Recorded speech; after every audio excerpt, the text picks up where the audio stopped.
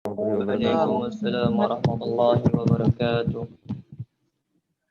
Taif, Ana sapa dulu bagi teman-teman sekalian. Kalau Ana bilang Muslim negarawan, teman-teman sekalian silakan jawab dengan tak. Iya, Mak. Muslim negarawan. Muslim negarawan. Ya, kalau saya bilang tak Muslim negarawan, teman-teman takbir ya. Angkat tangannya, takbir. Allahu Akbar. Muslim negarawan. Allahu Akbar. Allahu Akbar. Allahu Akbar. Alhamdulillahirabbil alamin. Asyhadu an la ilaha illallah wa asyhadu anna Muhammadar Rasulullah. Raditu billahi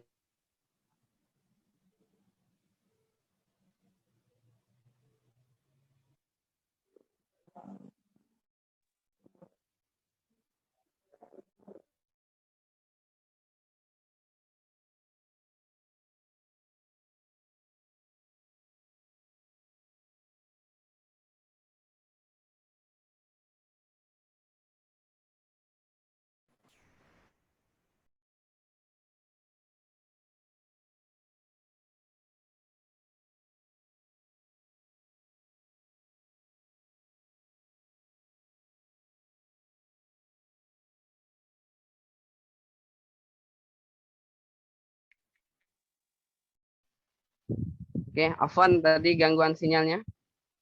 Suara Ana masih kedengaran? Masih. Masih kedengaran kan? Oke, ya. Baik, bismillahirrahmanirrahim. Puji dan syukur selalu kita panjatkan atas kehadiran Allah Subhanahu wa taala. Selawat dan salam tak henti-hentinya kita sanjungkan kepada suri tauladan kita, yaitu Nabi besar Muhammad sallallahu alaihi wasallam. Semoga kita semua mendapatkan syafaatnya di alam. Baik, yang pertama Ana ucapkan syukron kepada Mbak Esi dan juga sudah menyempatkan hadir pada pertemuan pra-DM pada malam hari ini. Semoga nanti bisa memberikan sebuah motivasi, kemudian memberikan semangat girohnya dalam mengikuti agenda insya Allah akan dilaksanakan di tanggal 11 nanti ya, di DM2 Akuraya. Teman-teman sekalian, kalau kita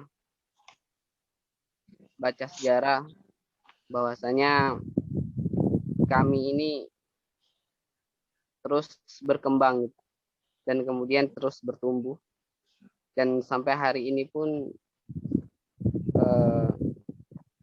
kami hampir seluruh negeri dan kemudian pun sampai ke wilayah dan komsat itu sudah banyak sekali kader-kader kami, dan harapannya memang dengan banyaknya kader ini adalah salah satu bagaimana kontribusi kita lebih besar lagi untuk negeri ini. Dan pada saat teman-teman hari ini sudah mendaftar untuk ikut DM2 Akuraya, mungkin ada yang dipaksa oleh kaderisasinya ya. Kemudian mungkin dipaksa oleh merobbinya gitu. Yang seharusnya belum kholas MK-hosnya tapi dikejar terus kemudian harus mengkholas ke MK-hosnya. Ini adalah sebuah ikhtiar kita bahwasanya DM2 ini adalah sebuah keniscayaan dalam diri kita, dan itu pasti akan kita lalui. Dan ketika kita bicara DM2, maka ini bukan berarti awal kita untuk melangkah, tapi DM2 ini adalah langkah kita untuk melanjutkan sebuah perjuangan yang awalnya dari AB1, kemudian meninjak ke berikutnya mengikuti fase MK host sebagainya, dan kita masuk hari ini adalah DM2. Jadi harapannya ketika teman-teman sudah ikut DM2 ini, kemudian sudah mendaftar, kemudian sudah pra-DM, harapan saya dan kita semua jangan ada satupun di antara kita mundur. Jangankan mundur, mungkin menoleh ke belakang. Tapi bagaimana kita tetap memandang ke depan gitu. Kemudian tetap terus maju walaupun kondisinya dengan merangkak.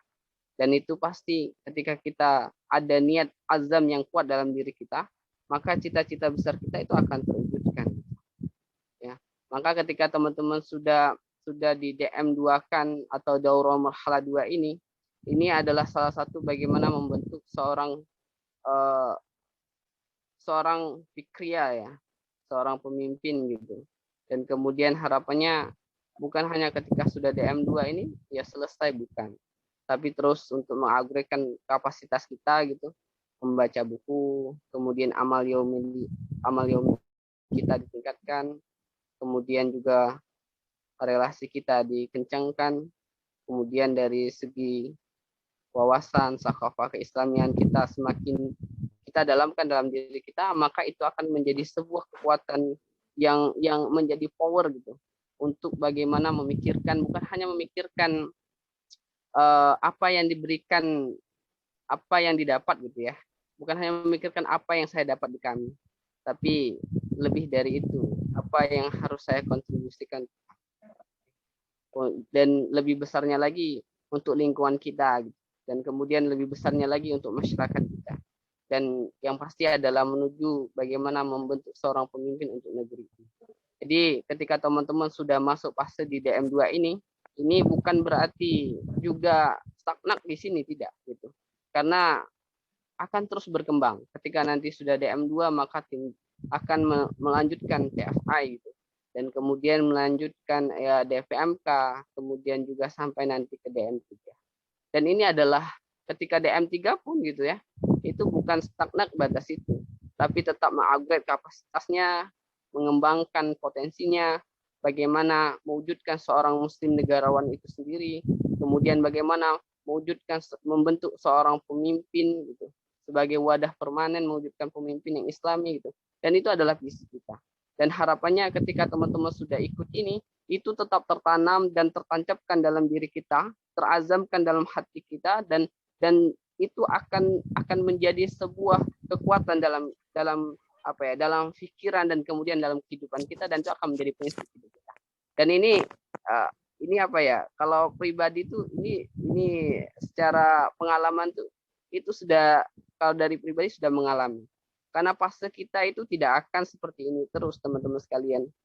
Fase kita tidak akan selamanya berada di kampus. Dan ujian yang terbesar juga ketika pasca kampus ya.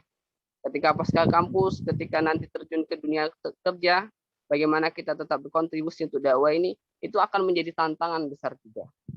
Nanti teman akan masuk pas ke berikutnya, dan ketika kita tidak mengupgrade kapasitas kita, maka kita akan tinggal. Maka kita akan ditelan oleh zaman itu, akan ditelan dengan keadaan. Jadi harapannya nanti ketika sudah ada M2 ini memang bagaimana untuk membentuk saksiyah Islamianya, fikrianya, kemudian bagaimana membentuk seorang pemimpin yang pandai dan piawai gitu. Kemudian bagaimana membentuk seorang pemimpin yang memang memiliki kapasitas yang sesuai dengan AB2 itu sendiri. Ya. Itu mungkin yang dapat saya sampaikan untuk teman-teman sekalian. Selamat untuk mengikuti langkah berikutnya ya. Selamat nanti datang ke bumi Akhuraya, dan harapannya 38 peserta ini ya, satu pun tak ada yang mundur. Satu pun tak ada yang tanpa kabar gitu. Semuanya ikut gitu. Dan harapan besar saya gitu, dan kita berdoa bersama, di DM2 inilah akan melahirkan seorang pemimpin yang akan datang.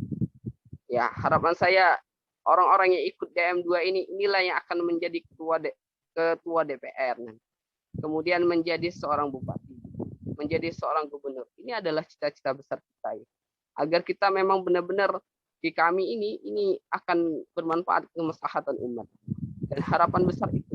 Jadi ketika teman-teman mengazamkan ini dalam diri kita adalah untuk talabil ilmi, kemudian untuk beribadah, dan kemudian upgrade kapasitas kita, dan kemudian lebih besar lagi adalah kontribusi untuk negeri ini, maka itu akan menjadi sebuah kekuatan dalam diri kita. Kalau kita membaca sejarah bagaimana Muhammad Al-Fatih gitu kan, yang harus dilatih dengan ketidaktahuan dia gitu,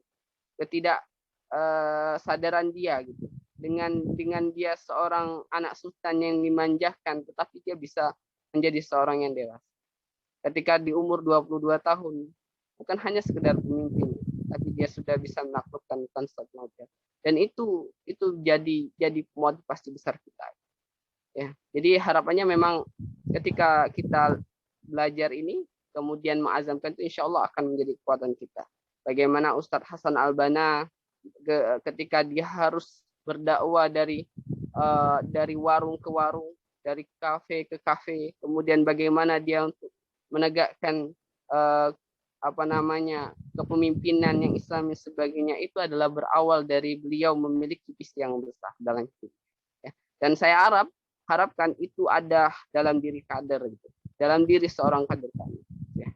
Mungkin itu ya kita untuk mengakhiri, marilah kita mengucapkan bersama-sama Bismillahirrahmanirrahim. Takbir, Allahu Akbar. Allahu Akbar. Allahu Akbar. Akbar. Sekali lagi, Allahu Akbar. Allahu Akbar. Dan mungkin ada yang kurang ya, dalam penyampaian. Allahu Akbar. Sekali lagi, kami tunggu di ini Akuraya. Kami ucapkan syukron jazakallah sekalian yang sudah mendaftar, dan semoga ini Allah restui, Allah ridhoi, dan harapannya jaga diri teman-teman sekalian ketika keberangkatan nanti, mulai dari sekarang jaga kesehatan dan sebagainya, protokol kesehatan pun diperhatikan ketika di perjalanan, dan juga imun kita harus selalu ditingkatkan dari sekarang ya. Ana akhiri, wassalamualaikum warahmatullahi wabarakatuh. Waalaikumsalam warahmatullahi wabarakatuh. Syukran jazakallah untuk Iskandar atas sambutan yang luar biasanya. Semoga ini dapat memacu teman-teman sekalian supaya tambah semangat dalam melaksanakan kegiatan Prah DM pada malam hari ini. Oke, ke acara berikutnya yaitu sambutan dari Ketua Umum kami wilayah Sumsel Babel yang dalam hal ini akan disampaikan oleh Ahred Jessica. Kepada beliau disilakan. Bismillahirrahmanirrahim. Assalamualaikum warahmatullahi wabarakatuh. Waalaikumsalam warahmatullahi wabarakatuh. Oke, takbir. Allahu Akbar. Saya ingin menyapa dulu ya. Ini ada dari Kamda Okuraya, takbir. Allahu Akbar. Kamda Silampari, takbir. Allahu Akbar. Bandar Lampung, takbir. Allahu Akbar. Kuningan, takbir. Allahu Akbar. Ada lagi yang belum disebut? Ogan. Oh ya, Ogan, takbir. Allahu Akbar. Mantap, Ogan cuma satu orang ya? Alhamdulillah Kak, satu orang. Ada perwakilan. Yang penting ada perwakilan ya. Bismillah. Alhamdulillah, innal hamdalillah nahmaduhu wa nasta'inu wa nastaghfiruh wa na'udzubillahi min syururi anfusina wa min sayyiati a'malina. May yahdihillahu fala mudhillalah wa may yudlilhu fala hadiyalah. Amma ba'du. Alhamdulillah, sama-sama kita hormati hadir ya, tengah-tengah kita walaupun via virtual Zoom Ketua Umum Kamda Okuraya Iskandar ya. Yang sama-sama kita hormati hadir juga pemateri kita pada malam hari ini ya, pemateri yang sangat luar biasa sekali yang ana yakin kader-kader kami Sumsel Babel ini tidak mungkin tidak kenal dengan beliau ya. Ada Mbak Esi Lutfiana, alhamdulillah baru selesai menyelesaikan pendidikan pasca sarjananya ya, sudah mendapatkan gelar master pendidikan ya. Jadi barakallah, semoga berkah ilmunya. Dan yang sama-sama kita hormati Kabid BPK Kamda Okuraya beserta jajarannya dan semua pengurus ya, Kamda Okuraya yang kami banggakan, dan tidak lupa pula yang kami hormati dan kami banggakan ya, teman-teman seperjuangan, semua kader-kader kami ya, yang sudah resmi menjadi peserta ya, dari Daurah Marhala 2 Kamda Okuraya. Alhamdulillah, wa fillah rahimakumullah ya, patut kita syukuri ya bahwa banyak hikmah ya yang harus kita petik dalam kondisi pandemi COVID-19 ini. kita ketahui bersama bahwa sudah hampir 1 tahun lebih ya kita Indonesia terkhususnya ya, sudah diserang oleh wabah yang luar biasa ya, sudah ribuan yang meninggal ya, bahkan ribuan juga yang sudah terjangkit virus COVID-19 ini. Dan semoga semua kader-kader kami ya, bukan hanya di Sumatera Selatan saja ya, seluruh Indonesia, Allah jaga mereka, Allah berikan kesehatan dan kekuatan kepada mereka untuk menjalani kehidupannya. Alhamdulillah wa fillah, yang paling penting adalah yang harus digarisbawahi, walaupun COVID-19 ini belum berakhir ya di Sumatera Selatan terkhususnya ya, namun jangan sampai ini menjadi menjadi bencana untuk Kesatuan Aksi Mahasiswa Muslim Indonesia itu sendiri. Malahan ini harus menjadi motivasi kita, jangan sampai ini mematikan gerakan kita. Maka iwafila, walaupun COVID belum berakhir, pengkaderan ya, pergerakan dari kami itu harus terus dilaksanakan. Dan alhamdulillah ya, ada beberapa PD yang berada di wilayah Sumsel Babel sudah melaksanakan daurah marhalah 1, bahkan ada yang 2 kali itu di tengah pandemi COVID-19. Masya Allah, alhamdulillah.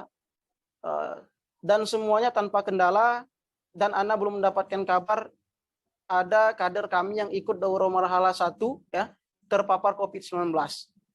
Alhamdulillah semuanya baik-baik saja. Insya Allah kalau kita tetap patuhi protokol kesehatan, kalau kita tetap jaga imunitas kita ya, insya Allah COVID-19 virus ini tidak akan bisa ya menyerang kita.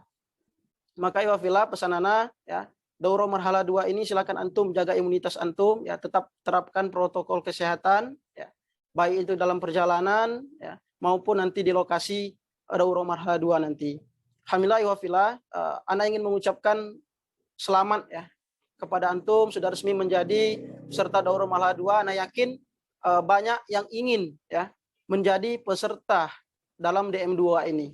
Ana yakin ratusan kader-kader ya sudah mendaftar, namun kita punya mekanisme, kita punya prosedur gitu ya. Tidak semua kader itu bisa kita luluskan kalau misalkan mereka tidak menyelesaikan mekanisme yang ada dengan baik.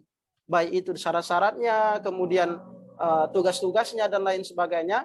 Ya, kita ketat gitu. Kalau tidak ada kata kasihan dan lain sebagainya, kalaupun dia sudah sudah seharusnya mengikuti DM2 namun persyaratan dan lain sebagainya tidak diikuti dengan baik, maka kita tidak luluskan untuk mengikuti DM2 ini. Kaiwafillah, jangan main-main ya mengikuti alur pengkaderan yang ada di Kesatuan Aksi Mahasiswa Muslim Indonesia. Maka untuk antum yang sudah resmi menjadi peserta, berbanggalah ya. Tetap fokus, tetap semangat, luruskan niat antum bahwa DM2 ini semata-mata antum niatkan karena Allah Subhanahu wa taala untuk menambah kapasitas wawasan keislaman antum, wawasan kebangsaan antum dalam mewujudkan cita-cita kejayaan Indonesia tahun 2045.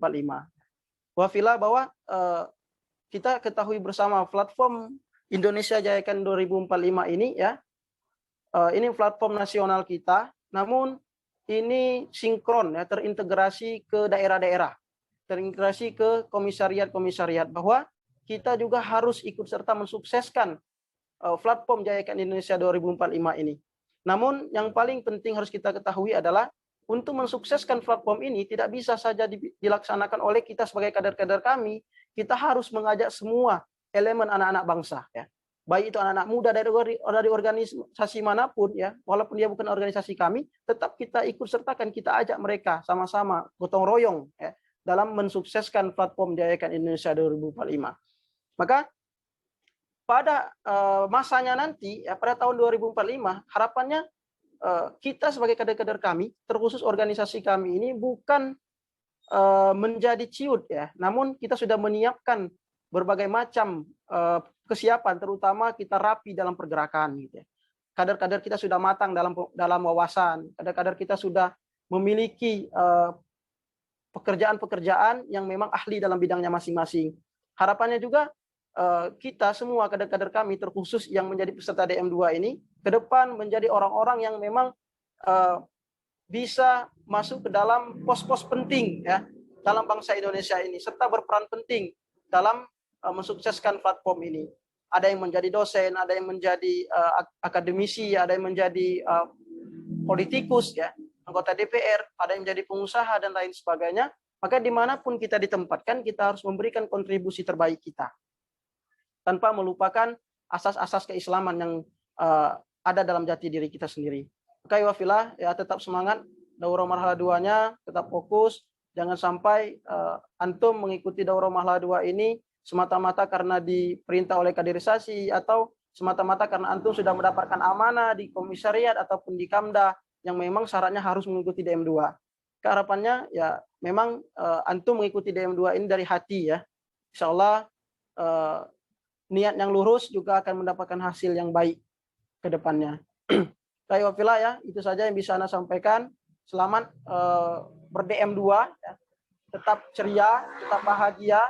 Jangan sampai kondisi yang ada ini membuat kita khawatir dan lain sebagainya. Itu saja yang bisa Anda sampaikan. Mari kita buka pra-daurah marhala 2 ini dengan melapaskan lapas basmalah. Bismillahirrahmanirrahim. Oke, ana akhiri. Wallahu a'lam bishawab. Assalamualaikum warahmatullahi wabarakatuh. Waalaikumsalam warahmatullahi wabarakatuh. Waalaikumsalam warahmatullahi wabarakatuh. Waalaikumsalam warahmatullahi wabarakatuh. Syukran jazakallah untuk Jessica yang sudah menyampaikan sambutannya dan juga membuka kegiatan kita pada malam hari ini dan juga tahapan kegiatan sampai dengan pelaksanaan di DM2 ke depannya. Oke, teman-teman sekalian, masih semangat semuanya? Insyaallah masih semangat. Alhamdulillah, mesti. Tetap semangat. Semangat ya. Oke, bagi yang kesusahan jaringan, saya doakan semoga jaringannya stabil. Karena dari tadi saya cek ini gambar-gambar teman-teman sekalian nggak muncul. Ini antara malu atau nggak ada jaringan ya. Oke, teman-teman sekalian. Cara berikutnya itu doa yang dalam hal ini kan disampaikan oleh Kak Rahul, kepadanya disilakan.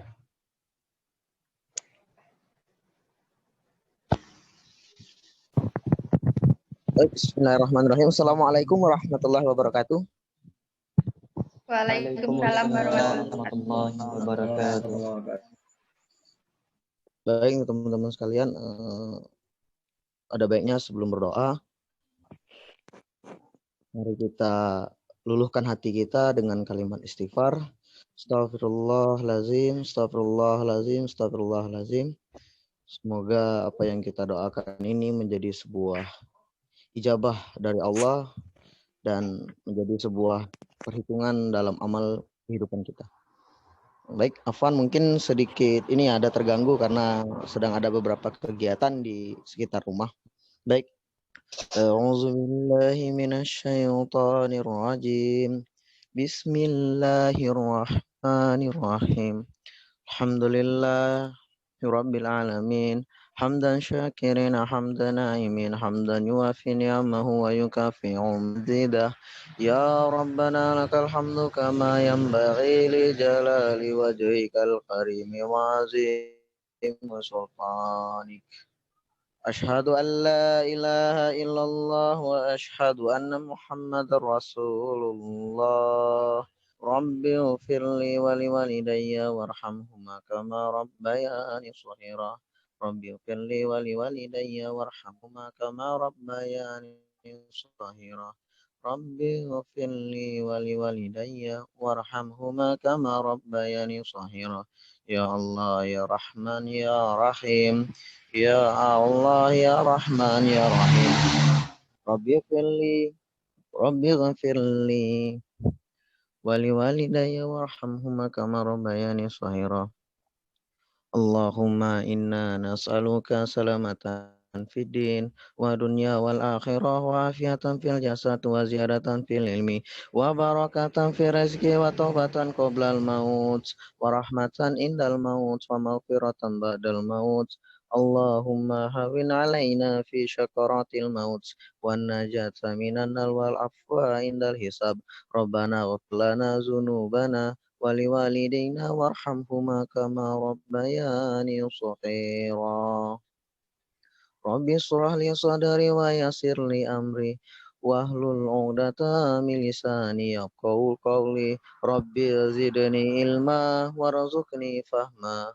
Ya Allah, ya Allah, ya Allah, ya Rabbal Alamin. Rabbana atina fid dunya hasanah wa fil akhirati hasanah wa qina azabannar. Da'wahum fiha subhanakallahumma wa tahiyatum fiha salam wa akhiru dawadinil hamdulillahi rabbil alamin. Taqabbalallahu minkum. Assalamualaikum warahmatullahi wabarakatuh. Waalaikumsalam. warahmatullahi wabarakatuh. Baiklah, alhamdulillah doa sudah cek. Cek. Suaranya kedengaran ya? Kedengaran, Dek. Baiklah, acara yang berikutnya yaitu materi yang dalam hal ini akan disampaikan oleh Mbak Esi Lutfia MPD, namun akan dimoderatori dulu dan dipimpin, dipandu oleh Mbak Riyadiana. Kepadanya disilakan. Teman-teman sekalian dipersiapkan peralatan belajar dan lain sebagainya. Bismillahirrahmanirrahim. Assalamualaikum warahmatullahi wabarakatuh. Waalaikumsalam warahmatullahi wabarakatuh. Masih semangat ya semuanya. Apa kabarnya? Alhamdulillah. Alhamdulillah, luar biasa. Allahu Akbar, Muslim negarawan. Ya. Alhamdulillah, luar biasa. Allah Akbar, Muslim negarawan. Oke,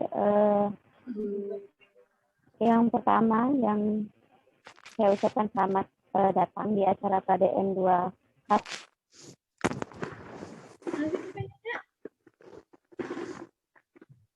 Nah, Rosita, aku kemarin satu susah. Suaranya Mbak Yadena.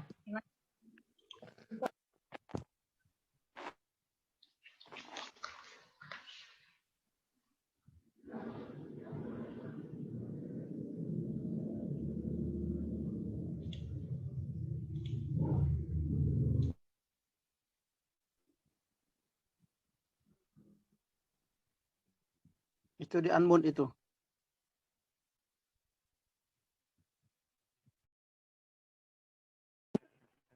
Oke, apanya saya unmute.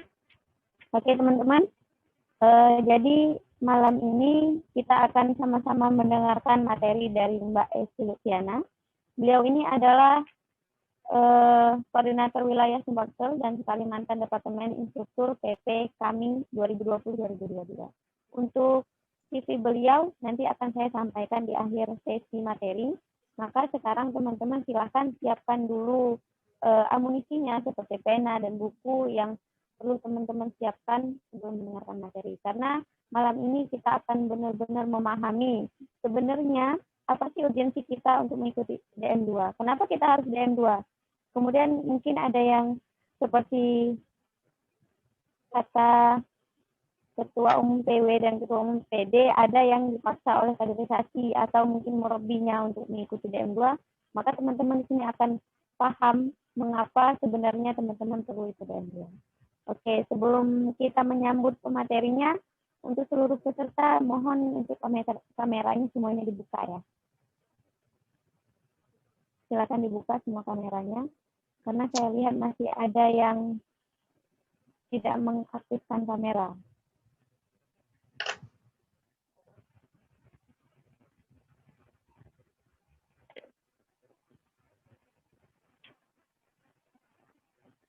Oke, baiklah. Langsung saja kita sambut pemateri kita Mbak Esi Lutfiana ASNPD dengan takbir.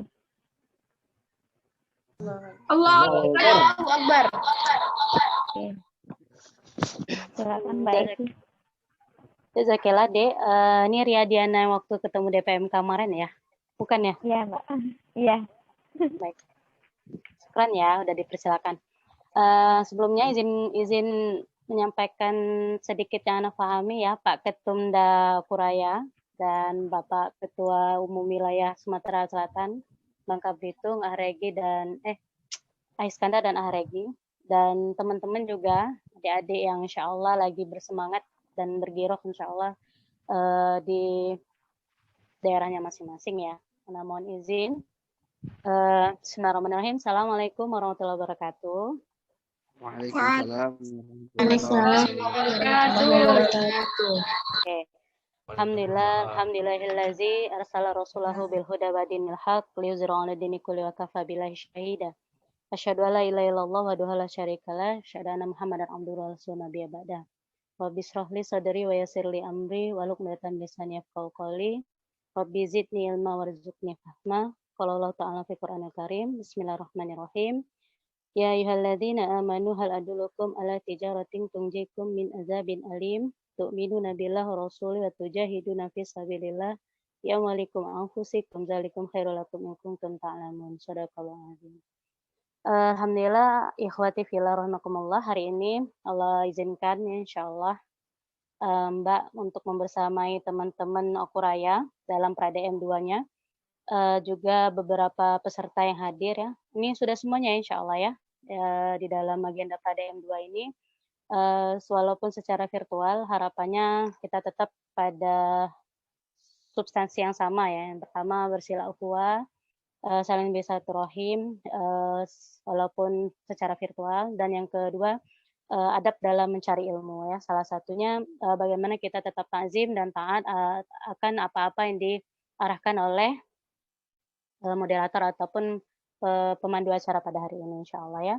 Tadi surat yang Anda bacakan itu As-Saff ayat 10-11 yang artinya, wahai orang-orang yang beriman, maukah kamu aku tunjukkan suatu perdagangan yang dapat menyelamatkan kamu dari azab yang pedih? Allah bertanya ya sama kita. Allah bertanya seperti itu karena insyaallah yang hadir hari ini adalah orang-orang yang beriman. Ya, insyaallah ya. Yaitu kamu beriman kepada Allah dan Rasul-Nya dan berjihad di jalan Allah serta dengan harta dan jiwamu. Itulah yang lebih baik bagi kamu jika kamu mengetahui. Maha benar Allah dengan segala firman-Nya. Jadi kita beriman kepada Allah dan Rasul-Nya serta kita berjihad ya dengan harta dan jiwa kita insyaallah ketika kita berangkat nanti di DM 2. Baik ikhwati, insyaallah tadi sudah panjang kalam disampaikan oleh Ketumda dan Ketumwil ya, Iskandar dan Regi terkait mengapa sih kita harus menambah sakofah atau mengupgrade diri kita di jenjang pengkaderan kami ya insyaallah. Tapi sebelumnya di awal Mbak ingin bertanya dulu, jawab aja dalam hati ya. Kenapa sih teman-teman masih di sini? Gitu. Karena dari awal kan banyak tuh ormawa-ormawa lain itu ya, banyak tuh ormawa-ormawa lain itu yang menawarkan fasilitas, yang menawarkan yang menawarkan hal-hal yang bersifatnya sangat menyenangkan misalnya. Kenapa sih kita masih di sini? Kenapa kita masih di kami? Yang jelas-jelas tidak ada tawaran jabatan, bahkan sundukuna juyubuna, atau kita mengeluarkan uang-uang infak kita sendiri gitu ya untuk sebuah agenda, bahkan kita kontribusi itu kan CK gitu untuk sebuah agenda, atau bahkan waktu kita habis di sini untuk menyeru pada kebaikan. Kenapa? Why? Gitu. Kita tanya dulu sama hati kita. Kenapa sih kita sampai masih di sini? Gitu. Kalau Mbak jawabannya, karena Allah yang mengizinkannya ya. Karena Allah cinta pada kita. Allah cinta pada orang-orang yang mencintainya, insya Allah ya. Dan Mbak meyakini hadirnya teman-teman di sini karena bentuk rasa cinta teman-teman pada dakwah ini, insya Allah ya. Jadi insya Allah yang ingin Mbak sampaikan tentang at-tarbiyah fitorik ya, tentang tarbiyah jalan kita. Jadi tarbiyah jalan kita itu, tarbiyah itu hanya bahasa Arab ya. Kalau bahasa Indonesia adalah pendidikan. Jadi tarbiyah fitorik itu adalah tarbiyah yang kita pilih sebagai jalan hidup kita. Ingin sedikit mengulas terkait Sirah Nabawiyah. Di dalam buku itu kita ketahui ya. Sini siapa yang sudah khalas Sirah Nabawiyah? Atau minimal sudah lihat cover ya. Oke. Sirah Nabawiyah itu buku wajib Mantuba B1 itu untuk menuju DM2. Jadi kalau kita berkaca pada Sirah, kalau kata Presiden Soekarno itu jangan lupakan sejarah ya. Jadi Sirah itu adalah sejarah. Dan sejarah itu sebuah keniscayaan yang dituliskan oleh para pendahulu yang terus-menerus dicetak dan bisa disampaikan pada generasi kita sekarang ini. Secara tafsir seperti itu insya Allah. Jadi secara Sirah Nabawiyah, Rasulullah SAW itu pertama kali melakukan pembinaan itu ketika beliau sudah dari Gua Hiro ya. Bu Hiro, beliau menggigil kedinginan ketika ada risalah Iqra, tapi beliau nggak lah, aku nggak bisa baca gitu kata Rasulullah ya. Dia pulang terus dalam keadaan menggigil dia ada amanah kenabian atau ada amanah kerasulan yang Jibril berikan ke pundaknya yang disuruh oleh Allah Subhanahu wa taala. Jadi kalau kerasulan artinya ada risalah yang disampaikan seperti itu. Ada risalah yang disampaikan. Beliau menjadi nabi umur 25, beliau menjadi rasul itu umur 40. Jadi ada beban tanggung jawab ya, beban tanggung jawab yang diberikan oleh Allah kepada Rasul untuk menyampaikan risalah kebaikan ini. Dan yang pertama kali menyambut itu adalah istrinya dan sahabatnya Abu Bakar As-Siddiq.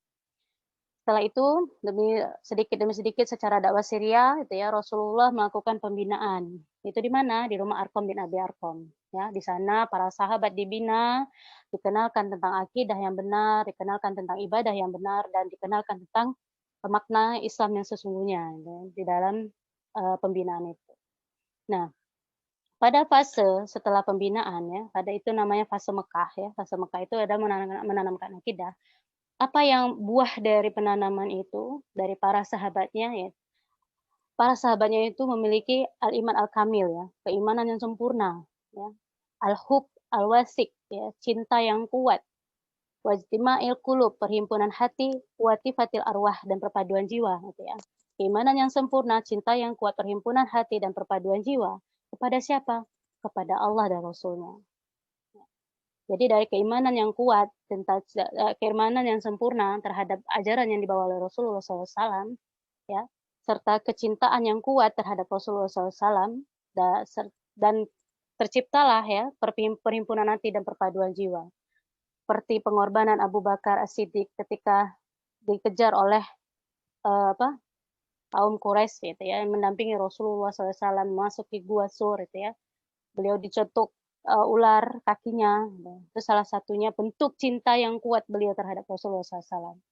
Seperti Ali bin Abi Thalib yang rela mengorbankan dirinya untuk menggantikan Rasulullah di atas tempat tidur ketika Rasulullah dikejar tadi, itu adalah bentuk kecintaan yang kuat terhadap Rasulullah SAW.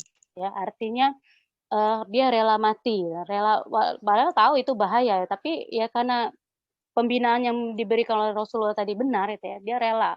Dia memiliki kecintaan yang kuat dan perpaduan hati yang sangat mendalam kepada Rasulullah SAW. Nah, jadi berkaca dari sirah Nabawi tadi, itu sebenarnya yang dilakukan oleh kita ikhwah ya, kader kami itu ya. Jadi di kami kita akan melewati marhalatul dakwah namanya. Di marhalatul dakwah itu adalah jenjang pengkaderan, Jadi dari pra-DM 1 itu dari basis grassroots di bawah ya, kawan-kawan PK itu luar biasa mengadakan pra-DM 1, ngajak kemana, macam gitu kan, itu bagian dari tahap dari pengkaderan itu ya. Nah, setelah itu dilakukan DM1. Nah, setelah DM1 di MK hostkan dengan pemandu-pemandu ya. Inilah yang ada di depan Mbak, inilah yang hasil dari output dari MK host itu insyaallah ya. Nah, tapi jadi sehingga ada yang perlu kita pahami secara bersama kembali ya, tentang Arkanul Bai'ah. Insyaallah ini sudah pernah tahu tentang Arkanul Bai'ah ya. Ini Mbak sampaikan dalam bentuk yang berbeda.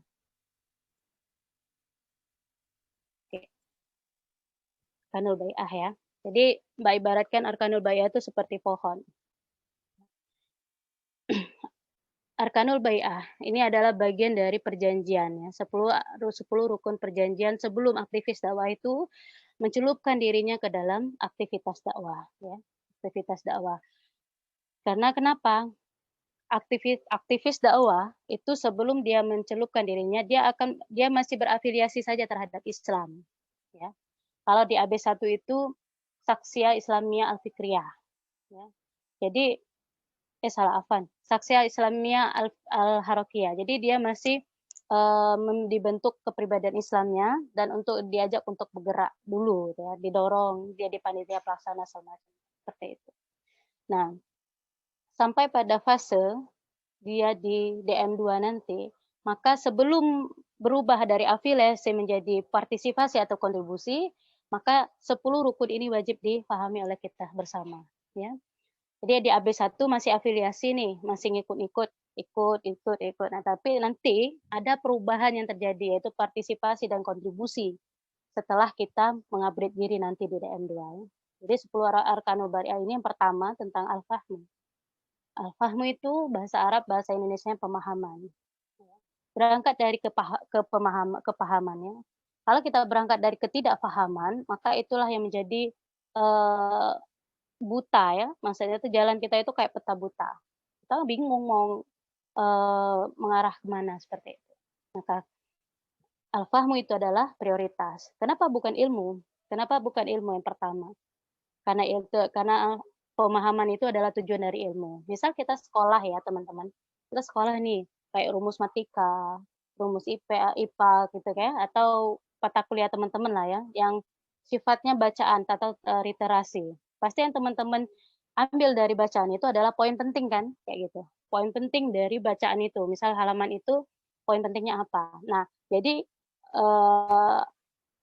ilmu itu adalah bagian dari pemahaman itu adalah tujuan dari ilmu itu sendiri, kata Yusuf Qaradawi.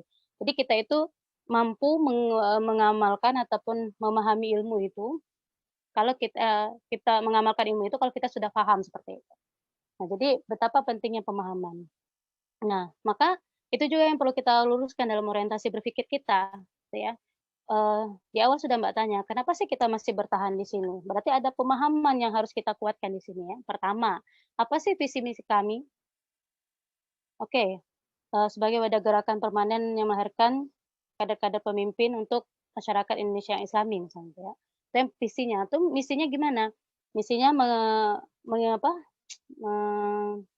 menanamkan keislaman dan keimanan pada muslim ya, kepada muslim. Itu artinya poin pertama. Poin pertama itu menanamkan keimanan keislaman itu bagaimana? Itulah dengan cara intelektual formatik, dengan cara kenabian gitu. Intelektual formatik itu dengan cara kenabian adalah pembinaan. Jadi Ana sering selalu cerewet ya ketika waktu itu jadi kaderisasi. Pembinaan itu penting. Ilmu pembinaan itu sangat penting dan amal juga penting, nggak kalah pentingnya. Karena karakter organisasi kita kan dua ya, teman-teman ya. Harakatul tajani, harakatul amal. Kita dibentuk dan kita beramal. Maka kita perlu memahamkan ini dalam diri kita. Oh, aku harus ngaji, itu. Aku harus MKHOS. Dan ketika aku sudah ikut MKHOS ataupun ikut dibina, maka akan ada tanggung jawab yang lebih gitu. Adalah kita diberikan amanah seperti itu. Jadi harakatul tajani, harakatul amal dalam diri seorang kader kami itu sebuah karakter. Ana sangat sedih kalau misalnya ada kader kami itu cuma liko aja gitu, atau MKHOS saja atau dipandu aja. Terus ketika ditawari, "Dek, antum ini ya, Dek, ketua umum Komsat ya?" "Jangan Ana, Mbak," gitu. "Jangan Ana, Kak. Ana kan belum ke atas itu." Ana sering sedih kalau dengar ada kader yang seperti itu. Atau misalnya dia dikasih amanah apa aja lanjut gitu macam ya, tapi dia nggak liko-liko atau nggak MKHOS gitu. Ini pemahaman yang keliru dalam seorang kader kami.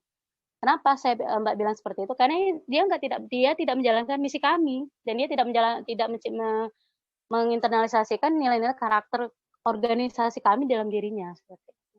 Nah, maka ibarat mata uang dua sisi itu tidak bisa dipisahkan. Kayak uang 500 dengan gambar burung Garuda nggak bisa dipisahkan. Jadi antara MKHOS dan amal itu adalah sebuah satu kesatuan. Nah, ini yang perlu dipahami bersama oleh kita. Bahwa karakter itu adalah muncul dari misi kami yang kuat, gitu ya, membina keimanan dan keislaman. Nah, jadi kepahaman inilah yang menjadi dasar pondasi ya. Pondasi kalau ibarat bangunan itu dia menjadi res pondasi di awal untuk apa ya? Untuk mengokohkan bangunan di atasnya seperti itu. Itu yang pertama ya. Lanjut ke bawahnya itu al-ikhlasnya ya. Akar pemahaman tadi adalah ikhlas ya.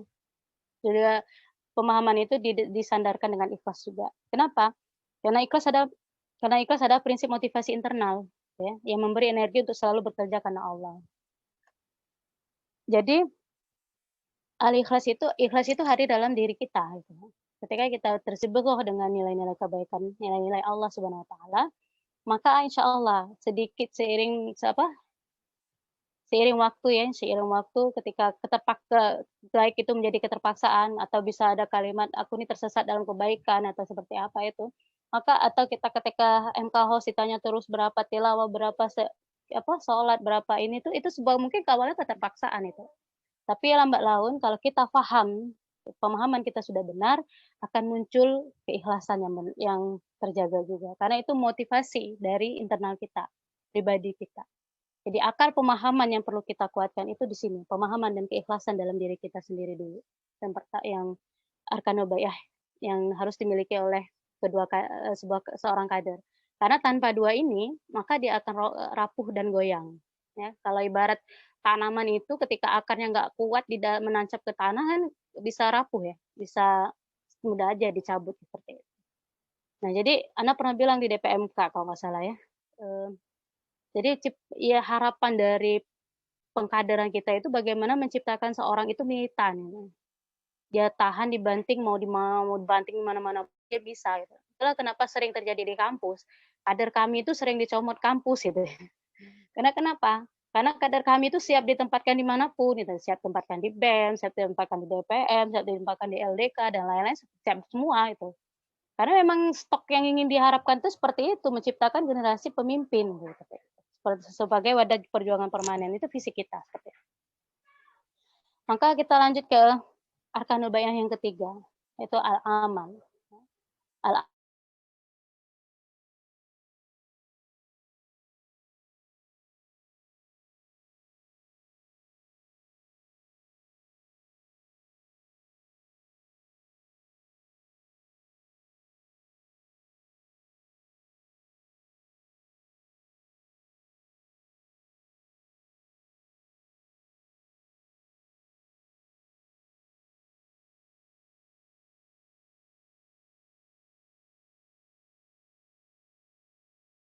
Dengan nilai-nilai keislaman, terutama orang tua dan semuanya di sekitar kita gitu ya.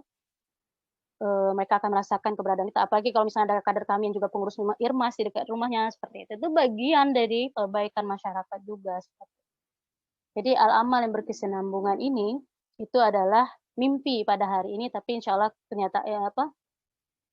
kenyataan esok hari. Jadi buah yang kita tanam itu nggak bisa langsung kita petik kayak gitu. Sama kayak adik-adik Irmas misalnya. Misal SD kita ajari baca ngaji misalnya di sekitar kita ya.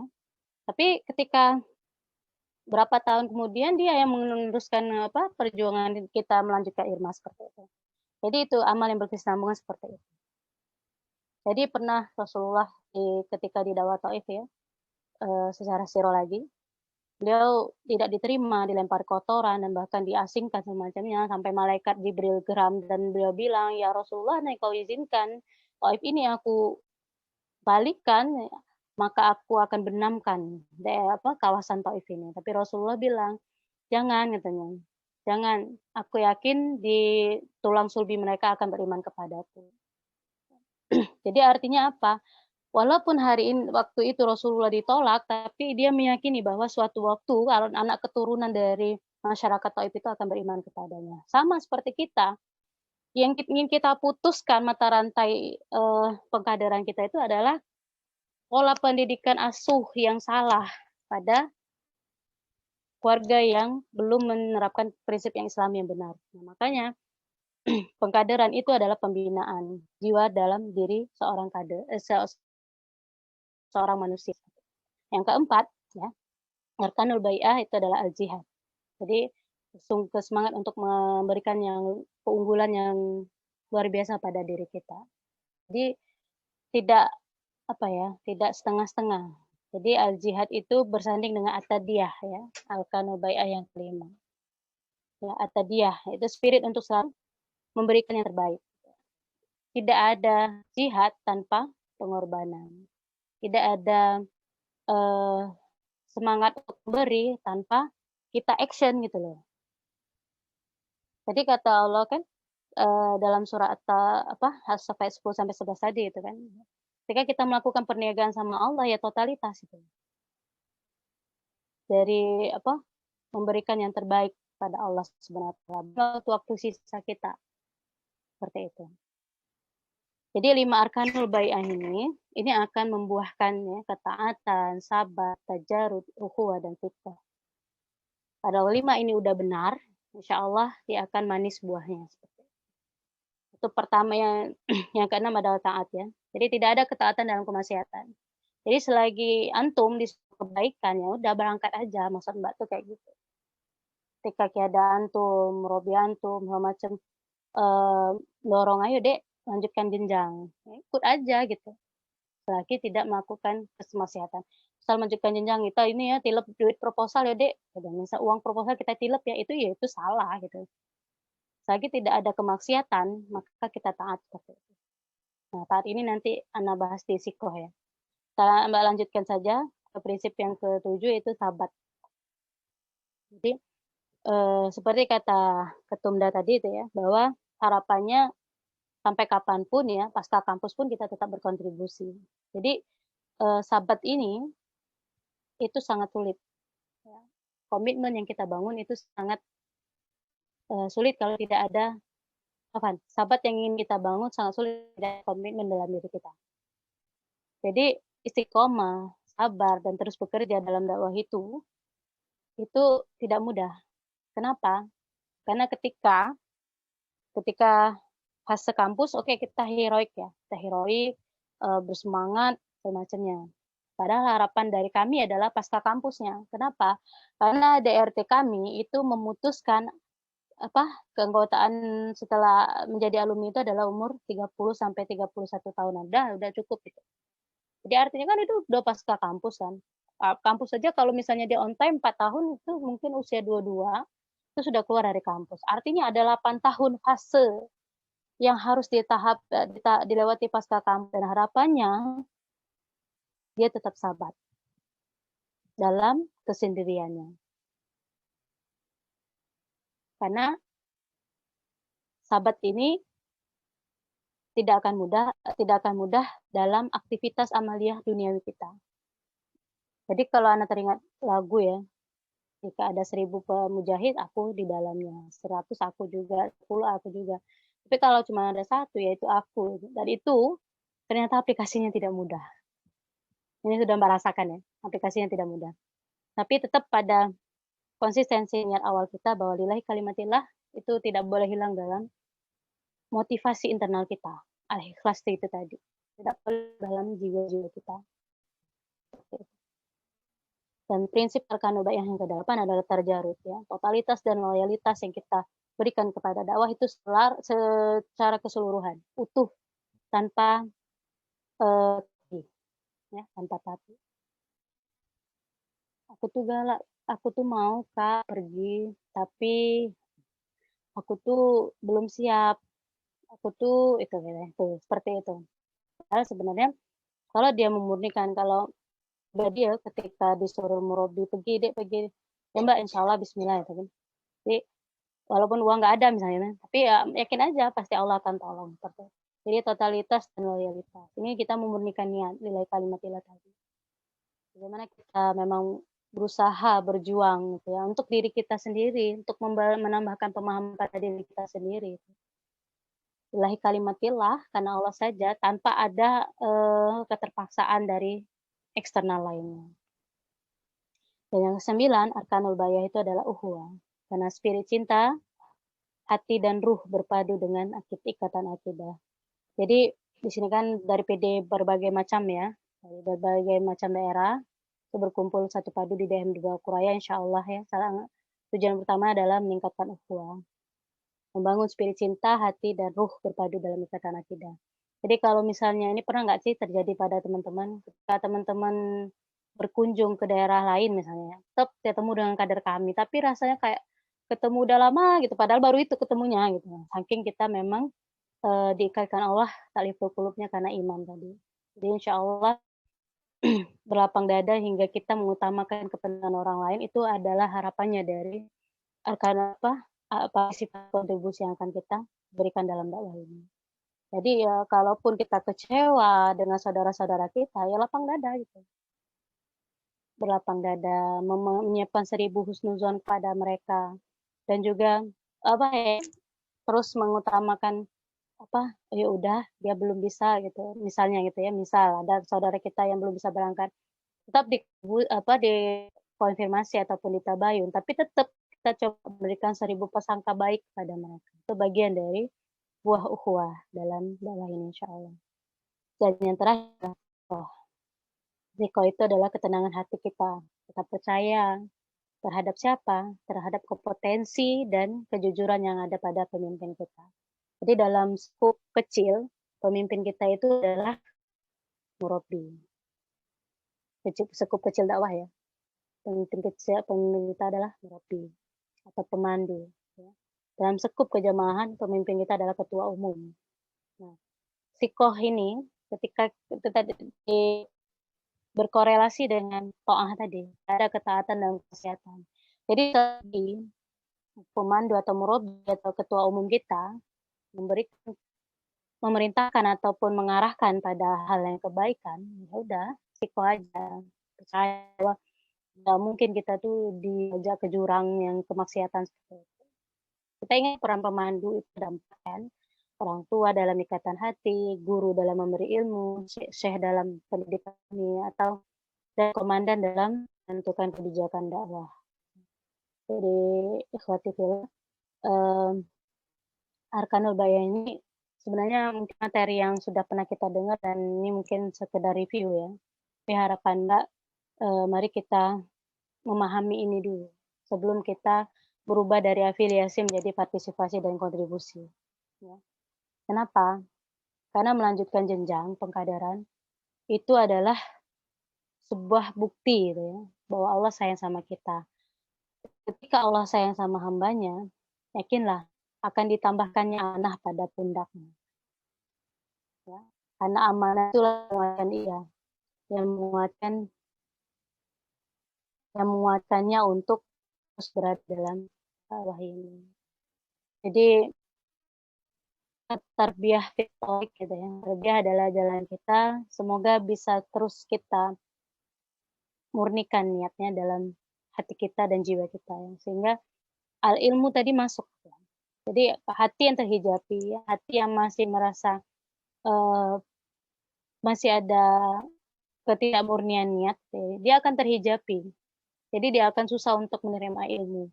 Makanya yang perlu kita lakukan adalah membersihkan dan meluruskan niat-niat kita ketika kita akan berangkat dalam medan amal seperti itu. Jadi selamat menuju DM2 adik-adik ya, ikhwati fillah semuanya. Semoga Allah terus membimbing hati dan fikrah kita dalam kebaikan dakwah ini dan harapannya kita semua mampu menjadi kader kami yang sesuai visi kami insya Allah. Dan pasca DM2 pun harapannya juga menjadi saksi daiyah al-fikriyah itu bisa ya kita implementasikan dengan baik. Kita adalah seorang dai sebelum jadi apapun itu. Jadi yakinlah intang surullah yang surkum wasabid agamakum. Ketika kita menolong agama Allah, Allah akan menolong kita. Jadi itu saja yang bisa Mbak sampaikan terkait materi Pradem 2 pada malam hari ini. Insya Allah semoga ada kebenaran yang bisa Mbak sampaikan dan itu semuanya datang dari Allah Subhanahu Wa Taala. Selamat ber-DM2, faminkum, kehilafan dari Mbak pribadi. Assalamualaikum warahmatullahi wabarakatuh. Waalaikumsalam warahmatullahi wabarakatuh.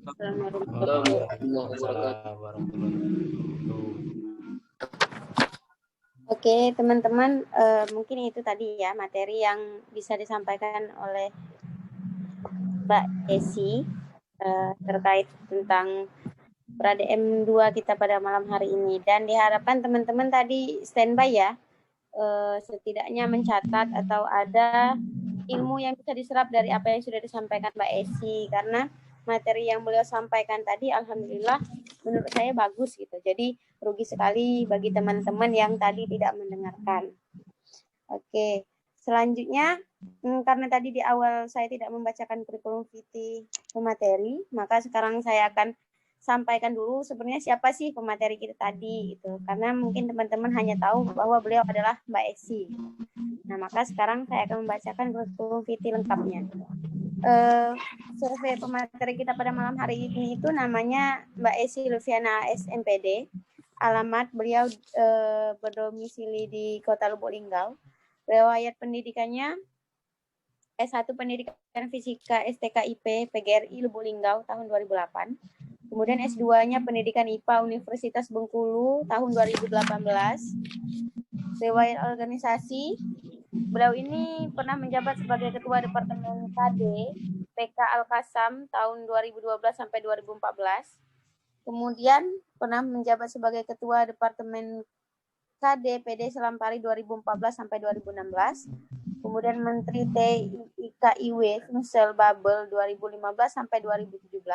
Kemudian Ketua Departemen Kaderisasi dan Ahli Wilayah Babel 2018 dan sampai 2020, dan sekarang menjabat sebagai Koordinator Wilayah Sumbaksel dan Sekalimantan Departemen Instruktur PP kami tahun 2020 sampai 2022. Untuk beliau adalah semua prestasi untuk Allah.